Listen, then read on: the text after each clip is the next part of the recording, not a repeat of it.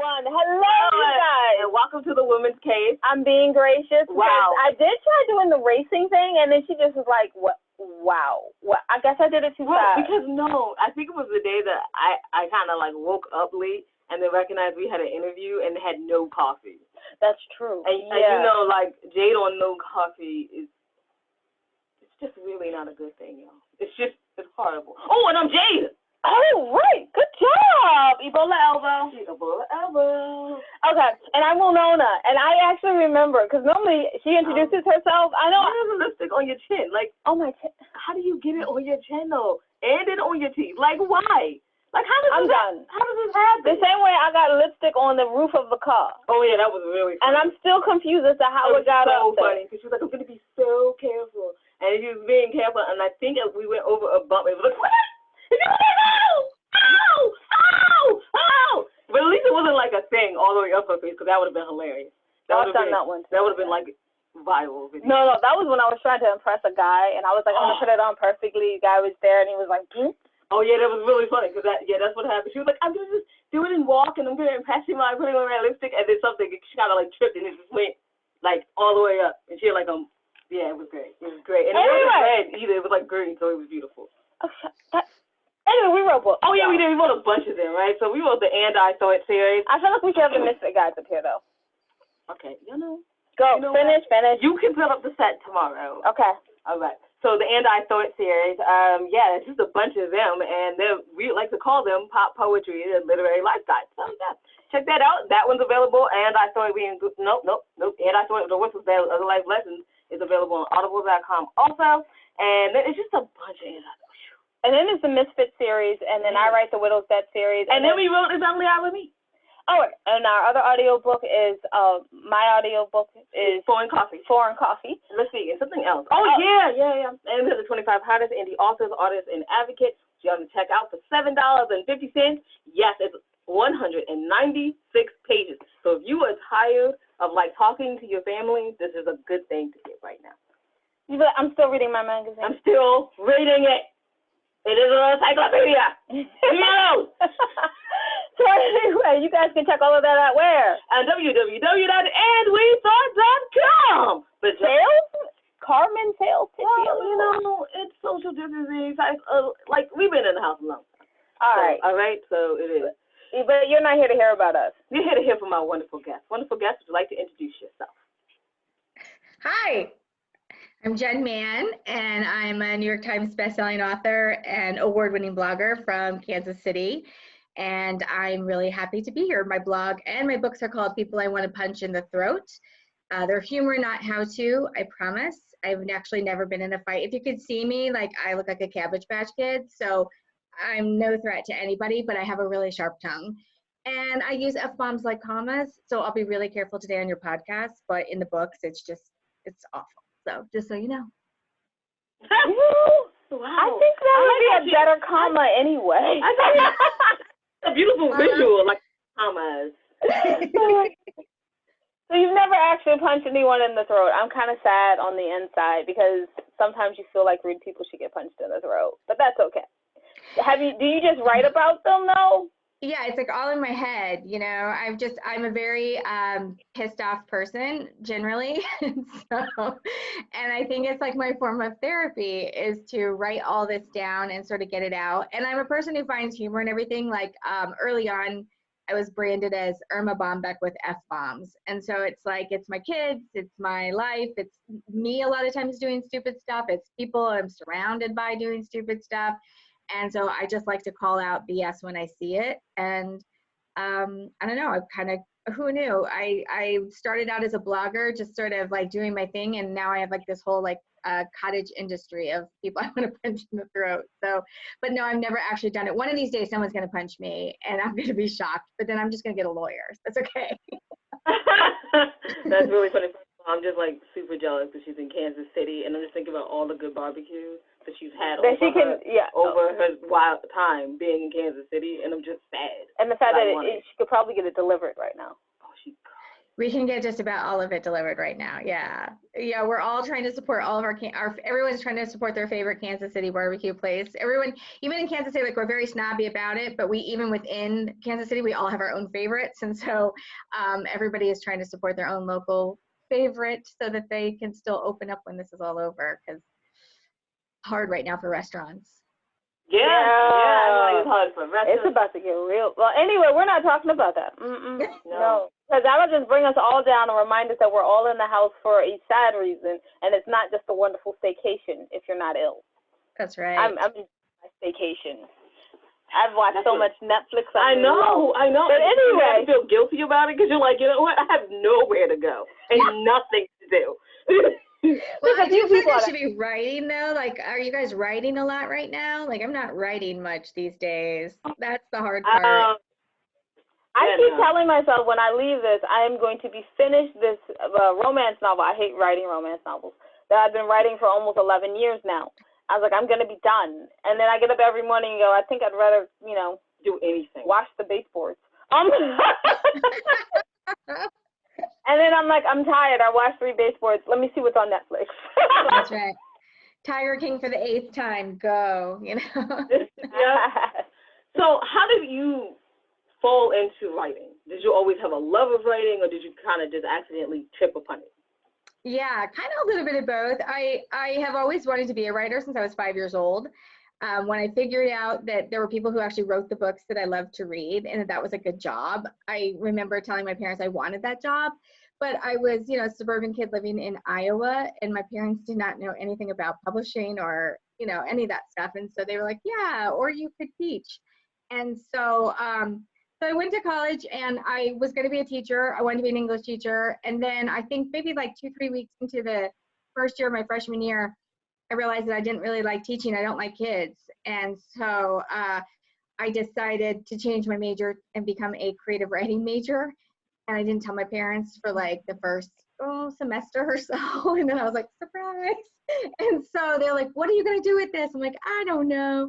And so over the years, though, I've had jobs where I've been like a technical writer, I've been a speech writer, I've been a ghost writer. So it's like I've used my writing skills, but just not for myself.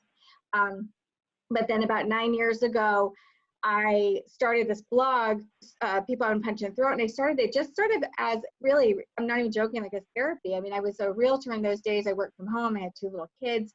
My husband was my only coworker. I wanted to murder people. And so I started writing this blog, and it would just be a place like I would just vent and I would talk about whatever I wanted to talk about. And I'd been writing on it for a few months. And then I wrote a viral post in December of 2011. And I wrote this one post that was read by over 1 million people in 24 hours.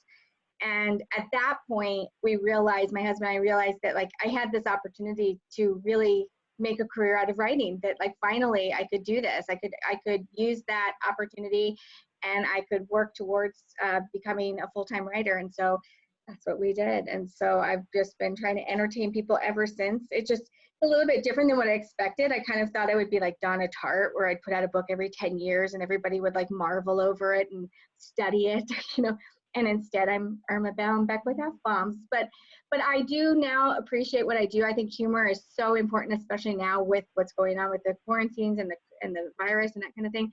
I have a commitment to make people laugh every day because I think it's really important that we laugh and we find humor in the world. So now I'm actually like, I realize that this is what I was supposed to do all along, that I was not supposed to write a great American novel. I was supposed to make fart jokes and make you laugh. So that's what I do. Okay. Everyone who comes from MFAs or creative writing degrees, that was like, I wanted to write the next great American novel. Yeah. Is that something that they tell you to do in school? Because I'm confused. I think so. And I think and it's what you study. Like those are those are the books you study as, to learn how to write and to learn the craft. I mean, I joke that that a lot of my professors would die if they knew what I write, but ironically, I'm probably one of the most successful students they've had. So, if you want to look at like book sales and, actually making a living as a writer and that kind of thing.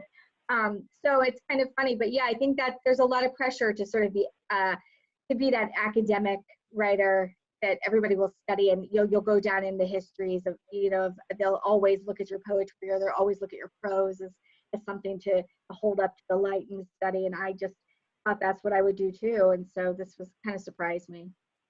You know what's funny is you're probably right. In like the year 2045, people are probably going to be holding up your prose to the light and studying it. But it'll probably be screenwriters. You know, Right. Yeah. how do we get humor?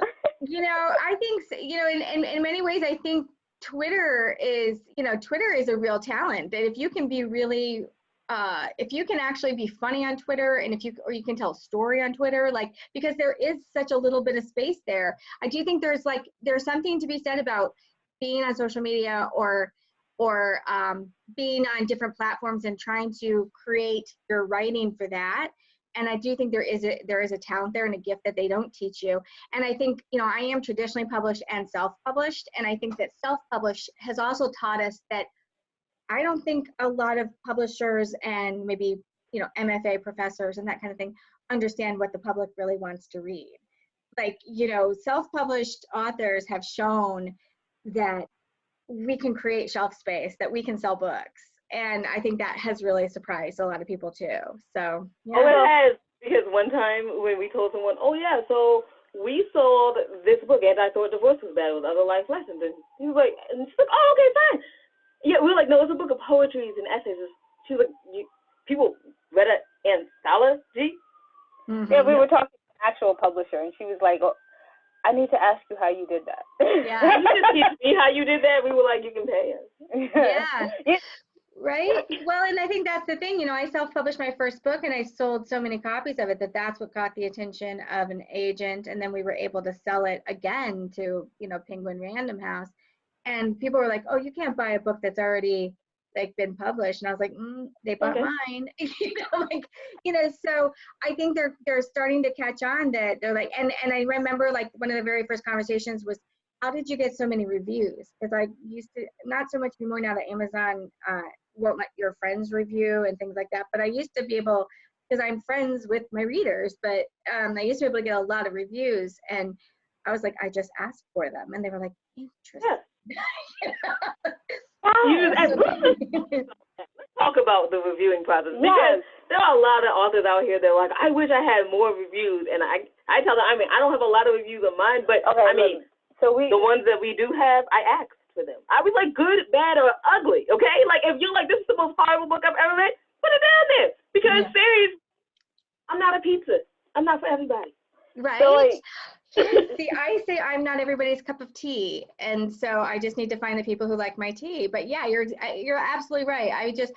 Or, you know, if someone emails me or they tweet me or they leave me a comment somewhere saying that they, like just today I got a message on Twitter from somebody telling me that he's going to finish my book today. He's going to finish reading it today. And he was looking for recommendations of what to read next. And I was like, you should read, you know, my next book. And I'm like, and then read the ladies' book, you know, and then, and would you mind leaving me a review? It doesn't have to be anything. It could literally be this email that you just sent me, you know, this tweet that you just sent me, copy and paste it, 5 stars, and put it on, you know, put it out there. So it's, I think that's the part that people don't understand is that you can't be a writer in a bubble. I think that's the biggest thing I've learned, and that a lot of writers still haven't quite figured that out yet. They think that they can just sit there and that it will all just come, and it can't. You've got to go out there and find them.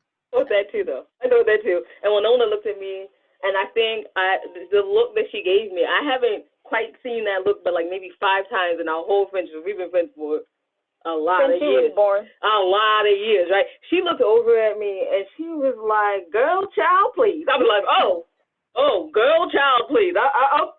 Right. So, teach me your ways. Let's go. I have to say though, like for the authors out there that think that's gonna happen, I got started at a really young age, so I got published at 10. When I was the first time I was 10 years old. I'm not 10, so I published a few books in between there, so that's how I knew. So for all of you out there, like I wrote and the world will come to me. Marketing. It's a first time writer sort of thing. You know, I published a poem, and I thought that Penguin Random House would be coming to me, you know, next year, and that's not true. No. It's not, but yeah, what I like to say is that, there's opportunity, you have this opportunity or you have the stroke of luck or whatever it is, but then you have to work hard. Like you have to take that opportunity, you have to take that luck, and then you have to get to work and figure out how you're going to make that luck or opportunity work for you and how can you capitalize on it. I'm constantly trying to figure out how I can take something and capitalize on it and look for opportunities too. Like, you can't sit around and wait for luck either. You have to go find those opportunities. I'm just so jealous that you started at 10. That's amazing because I keep saying I'm quite a bit older than you. And so I'm just like, God, can you imagine if we'd started, I'm always on my kids. I'm like, you guys should write a book. I'm like, I'll publish it. Like I get your first 50 readers even, and they're just like, nah. I'm like, oh. I remember she got the one thing published at 10 and then they did. I didn't get published again. No, 17, yeah. And they even get to 17, but she wrote this book. And they made them write it in school, in 5th grade, and she wrote this book off of a dream. And the teacher was like, let me explain something to you. This was one of the best books I have read in a long time, and you're 10. Okay, so it happened when I was 7. It was in the 2nd grade. That's what happened when I was 7. Because before then, I wanted to be a neurosurgeon. And yes, I knew what that was. And my parents were happy. I remember they were like, oh, okay. And so they would ask their doctor friends, well, so what are the magazines that I can get my child so she can read and do this thing? And then the doctor friends would just give her the biology, the journals. So this 7-year-old was sitting there with a medical journal reading it. This is the best stuff. Did you know the laser could do? And we're like, I'm sitting here. I'm a little younger than her. I don't understand I don't get it. Wow. That's not the point we were here. But anyway, the point was that was at 7 when they asked us to write, and then she's like, this is I haven't read adult books that kept my attention like that. I kept turning the page. Now, if you could only learn something called a plot. Fabulous characters. Now we just need them to do something. Yeah, it was because you pulled here and you pulled from there and you pulled from here and then you just put it all together and you're like, this is the book I'm turning in, and no. So yeah, 10. By 10 I had learned what a plot was. But anyway, that wasn't important. But yeah, when I was 10, what you're telling your kids to do was immediately what I did.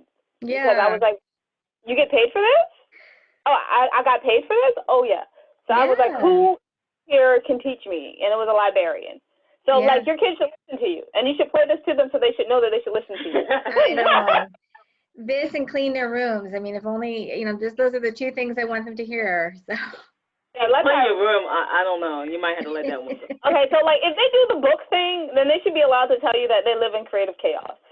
Okay, I'll allow that. We even told our daughter she wants a dog so bad that we told her, if you write a book and sell 1,000 copies of it, we'll buy you a dog. And she wouldn't even do that. And I was like, and I'll even help you sell, but nope. So my children have no ambition at this point. They don't have any ambition. They haven't found passion yet. They just don't have ambition for what I do, I guess, right? Probably, yeah. But then again, you have to think about it. If you have children with that kind of ambition, by the time they're 20-something, they might be burnt out. True. Very true. Very true. Yes. So yes, I feel like I should be burnt out now. But she's not. I'm tired just by hearing your resume. Yeah. That girl is hilarious. She's funny though. Okay, so anyway, let's get back to you. Yes, you. Okay. Straight you. Because this is your interview. Yeah, right. It's a conversation. We're having fun. Yes, that's the problem. We get distracted easily. We do. We tell people all the time. I'm like, I'm easily distracted, so please try to stay on task so I can stay on task so we can all stay on task. Next question. You went from self-published to traditionally published. I want to ask a question. Go ahead. But people are going to want to know. Clients are going to want to know. How did you do it? Go from self to traditional? Is that what you said? Yeah. Yes. So I actually keep a foot in both worlds. I still self-publish every year. I write. I self-publish a series, an anthology series. What? Not an anthology. They don't sell. And those I keep to myself because they do sell. But they wouldn't sell to a publisher. Like a publisher would not probably give me enough money for it, like to make it worth my while. Whereas I look at it as, yes, it's a moneymaker. It's also a marketing tool for me because I can't write a book every year or publish a book every year because of my contracts with Penguin Random House. And so this is something I can kind of give to my audience in the meantime to keep them fed. It's also, I usually invite anywhere from 35 to 40 other authors to join me and write a story. I pick the theme, I pick the topic, and then we all write one story. And so I have some people who've been in every single one. I think I have 9 at this point now, or 8, I can't remember now. But the first one is called I Just Want to Be Alone. And it was just sort of me. I had this idea. I self-published spending the holidays with people I want to punch and throat. I'd gone to the top of Amazon, to the charts on Amazon. I'd landed an agent. I'd landed a book deal. But then it was like, and I had all these other writers coming to me saying like, how did you do it? And I was like, man, I don't know. And I hadn't quite figured it out yet, but I was like, I know that I really screwed up self-publishing the first time, though I made a lot of mistakes, but I figured out what to do right now. And I said, and I know how to sell books. And so what if we all wrote one story, we worked together and we sold I Just Want to Be Alone to all of our audience. And because it came from a blogging world, that first book was all bloggers. We all were all bloggers, and we sold it to our own audience, basically.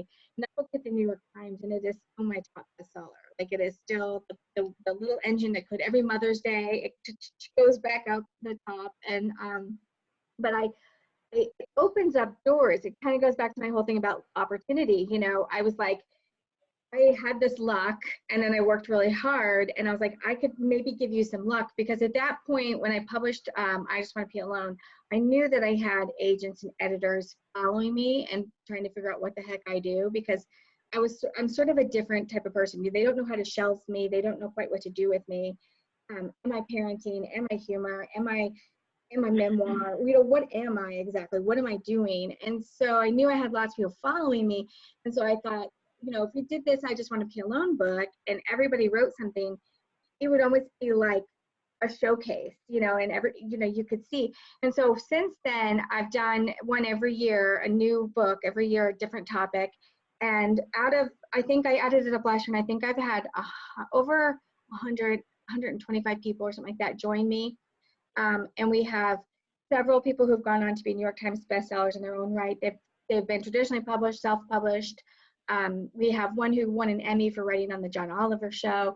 So it's like your doors opened up for them, and I realized that was also part of my, you know, sort of like my purpose. Like, you know, like I said earlier, my purpose is to make people laugh, but my purpose is to help other writers succeed and have opportunity. And so those books really help me fulfill that. But as far as like, how did I go from traditional to self, I kind of just pick and choose. I have some that are traditionally published, and I have some that are self-published.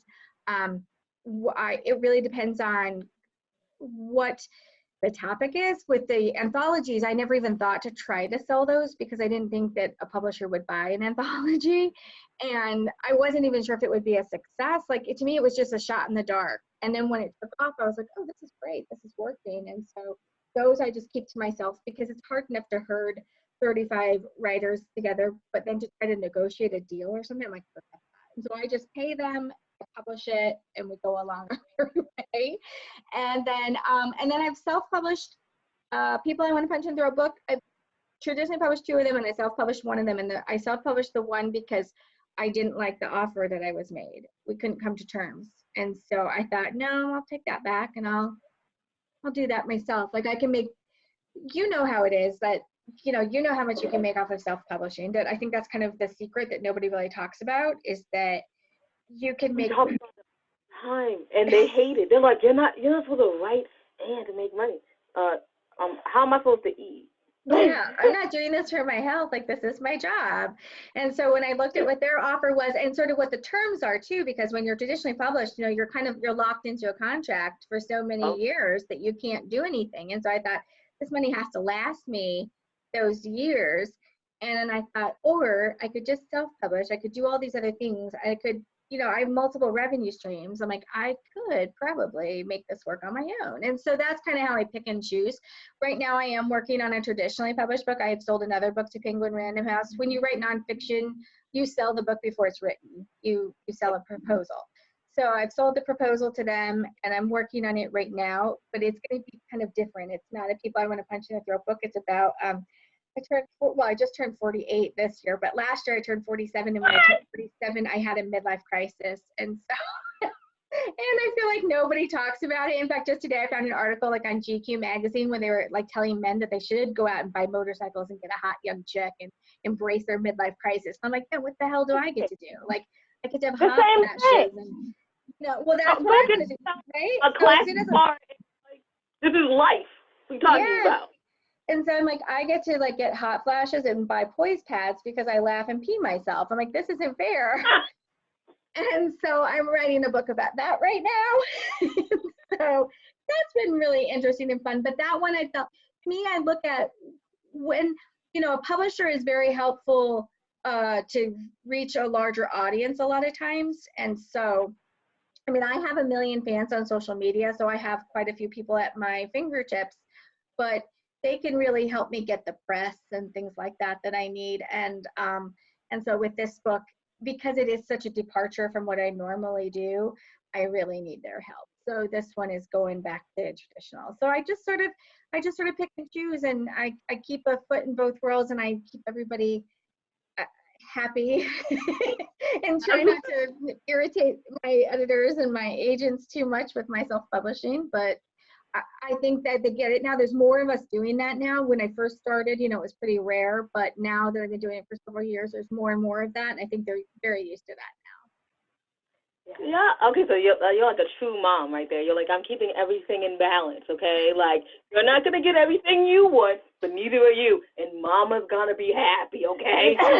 Just know. Just know. You know what? That's so funny you say that, because I came out of real estate, and we used to learn win-win is when nobody is really happy. Then that nobody got screwed too bad. Like if everybody's just sort of marginally unhappy, then you're like, okay, this was a good deal.